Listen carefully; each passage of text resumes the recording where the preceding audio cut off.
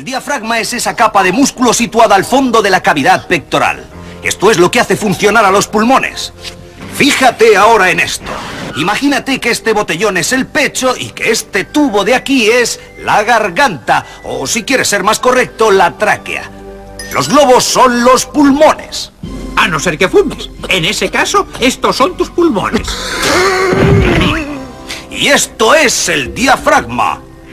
Fíjate lo que ocurre. Cuando tiro del diafragma, que es lo que pasa cuando inspiras aire, hace los pulmones más grandes y reduce la presión alrededor de ellos.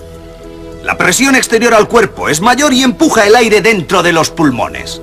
Cuando empujo el diafragma hacia arriba, que es lo que pasa cuando expiras aire, el pecho se hace más pequeño, crece la presión alrededor de los pulmones y sale el aire de dentro de los pulmones.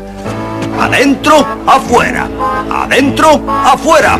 Adentro, afuera. Adentro. Vic, mira, ya lo entiendo. Pero lo que no entiendo todavía es que tiene que ver todo esto con el oxígeno que va a la sangre. Excelente, Lester. No solo estás lleno de ajo, también estás lleno de buenas...